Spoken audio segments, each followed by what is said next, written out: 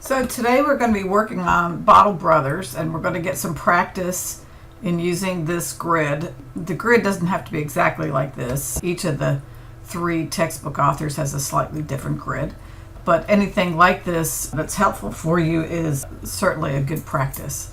We'll also be reviewing the terms. So they give you the beginning balance in the assets and the obligation on the pensions books, and that's not the employer.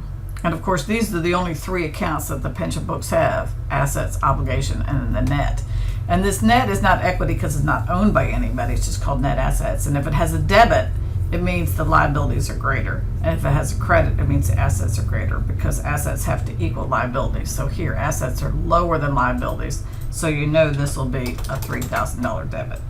And then the employer always has to have the matching obligation on their books. So they're going to have an obligation for this negative equity over here.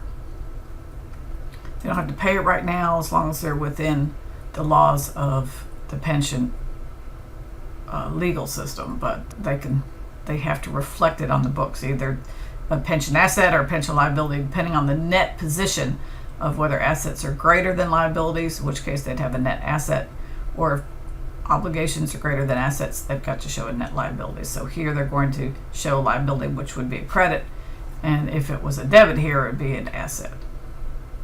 And then there are some balances in other comprehensive income. There's two possible balances you can have in other comprehensive income. You can have this deferred gains or loss, or gains or loss, or other gains and losses. And you can also have OCI prior service cost. They are separate. Do not combine them. Prior service costs are set up when the plan is changed and amortized down to zero over usually many, many years.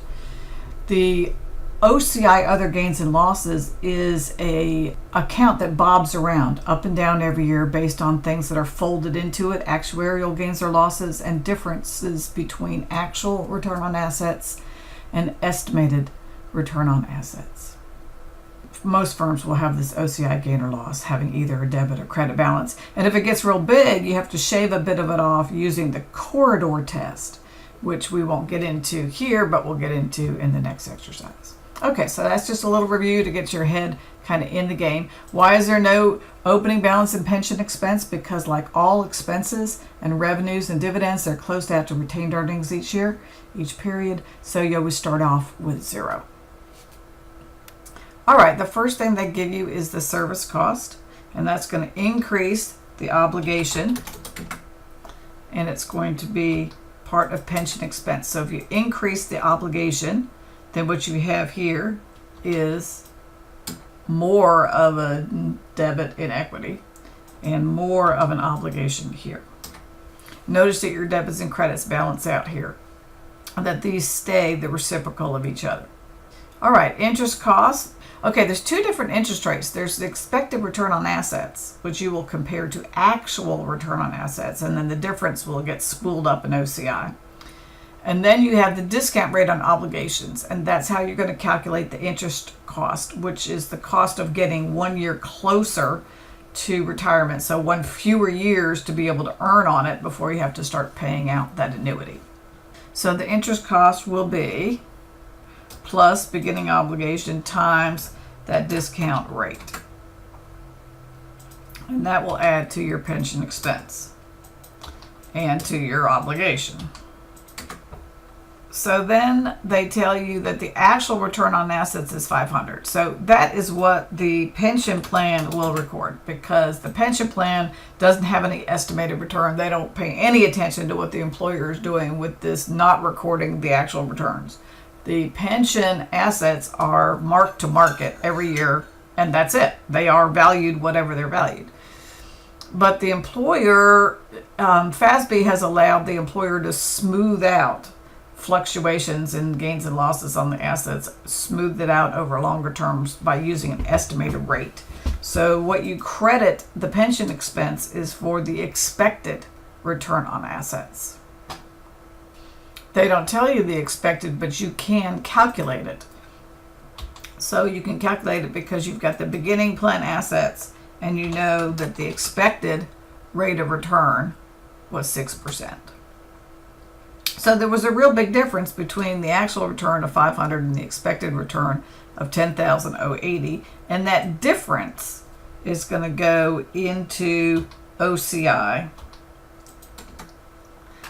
and it's going to be a debit, so it's an unexpected loss is kind of the term, but it's going to, so we started out with the debit, so it's going to make it bigger. If we started out with a credit, it would have offset it. So we have an unexpected loss growing.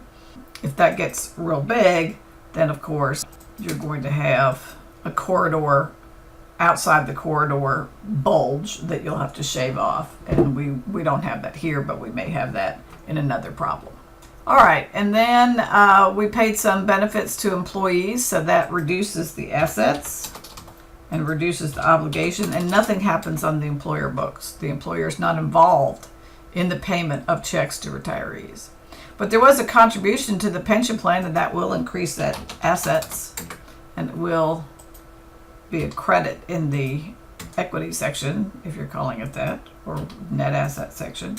I know most of you understand equity better than you understand net assets, so that's the only reason I'm using that term. They don't really have equity because they don't have owners. Of course, the other side of this entry is a credit to cash. I don't have a column here for the cash account, but that would not be a one-sided entry on the employer's books. It would be a credit to cash and a debit to this pension asset liability account. I think your book calls this the asset liability account, something like that. So it's an asset if it's a debit, and it's a, let me give you a little better. You might like that labeling better, or maybe you won't. Let's see, did we miss anything? I think we have it. And so this is a test now to see if we balance. And so that's one of the reasons that some folks like this worksheet, is that you do this math, and then you see whether or not your two columns are matching up. And if they are mirroring each other here, then you get a good feeling you probably haven't left anything out, or at least it's a signal that you've left something out. All right, so your pension expense for the year would be this $14,970. You'd have this debit in OCI, so you'd have a deferred loss because it's a debit. If it was a credit, it would be a deferred gain. All right, now these are the journal entries. All right, each of these right here, on the employer's books, is a journal entry. So you have a debit to pension expense and a credit to asset liability. A debit to pension expense and a credit to asset liability. You have a debit to OCI, a debit to pension asset liability, and a credit to pension expense. So, I mean, you can write them out formally if you want. You have a debit to pension asset and a credit to cash. So those are the journal entries that would be done on this.